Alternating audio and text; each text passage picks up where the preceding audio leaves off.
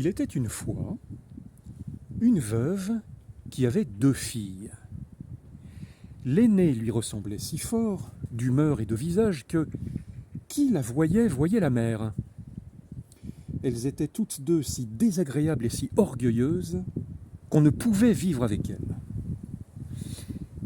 La cadette, qui était le vrai portrait de son père pour la douceur et l'honnêteté, était avec cela une des plus belles filles qu'on eût su voir.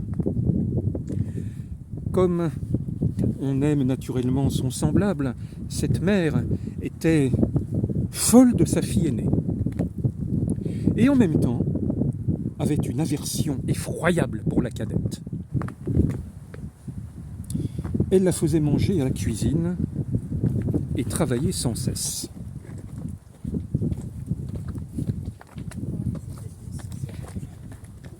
Il fallait, entre autres choses, que cette pauvre enfant alla 2 fois le jour puiser de l'eau à une grande demi-lieue du logis et qu'elle en rapporta plein une grande cruche. Un jour qu'elle était à cette fontaine, il vint à elle une pauvre femme qui la pria de lui donner à boire. « Oui, dame, ma bonne mère, dit cette belle fille. » Et, rinçant aussitôt sa cruche, elle puisa de l'eau au plus bel endroit de la fontaine et la lui présenta, soutenant toujours la cruche afin qu'elle bût plus aisément. La bonne femme, ayant bu, lui dit « Vous êtes si belle, si bonne et si honnête que je ne puis m'empêcher de vous faire un don. » Car c'était une fée qui avait pris la forme d'une pauvre femme de village pour voir jusqu'où irait l'honnêteté de cette jeune fille.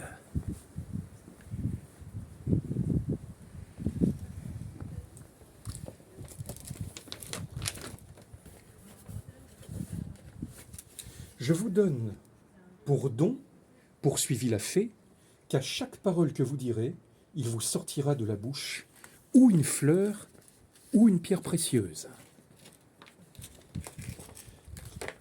Lorsque cette belle fille arriva au logis, sa mère la gronda de revenir si tard de la fontaine.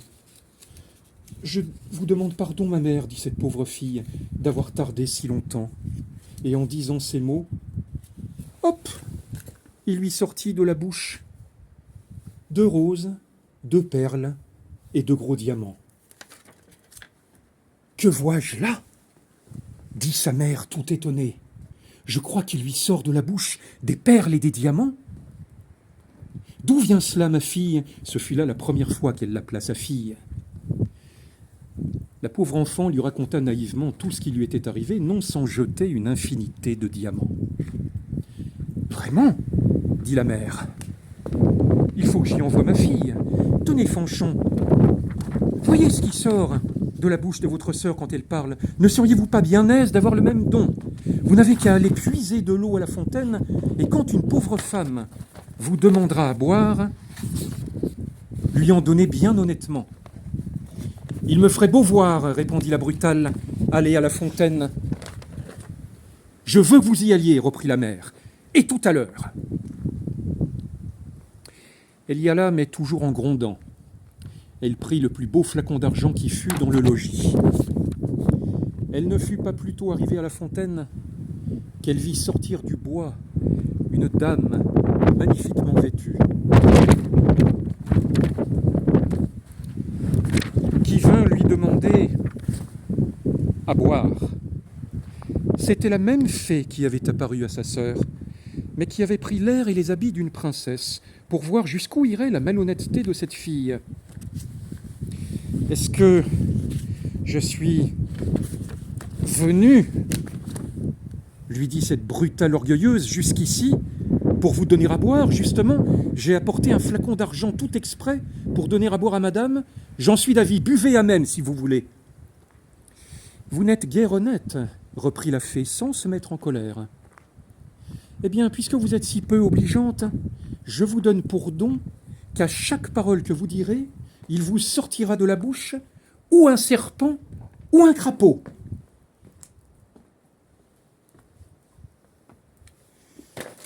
D'abord que sa mère l'aperçut, elle lui cria « Eh bien, ma fille !»« Eh bien, ma mère !» lui répondit la brutale, en jetant 2 vipères et 2 crapauds. Hop !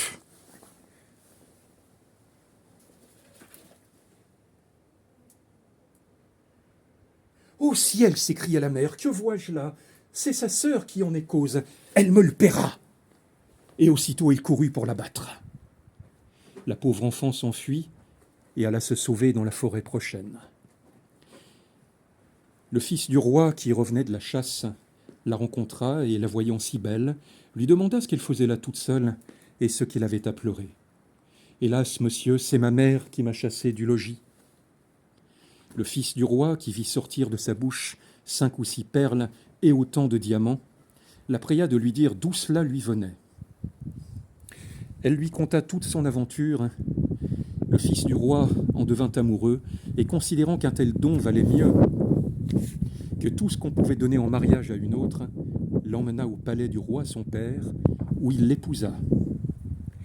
Pour sa sœur, elle se fit tant haïr que sa propre mère la chassa de chez elle, et la malheureuse, après avoir bien couru sans trouver personne qui voulût la recevoir, alla mourir au coin d'un bois.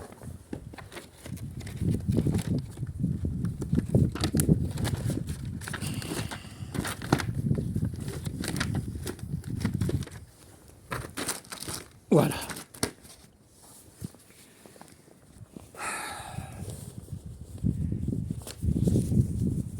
Charles Perrault, 398 ans aujourd'hui. Charles Perrault, placé devant la fontaine de Voir, le lieu originel des épousailles entre Gyptis et Protis, le premier Lacidon, le véritable vieux port en quelque sorte.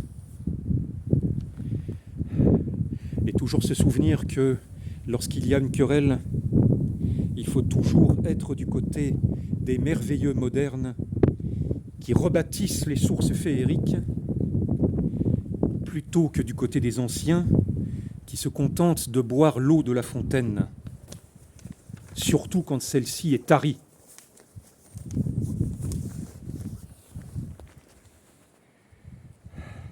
Vive Charles Perrault!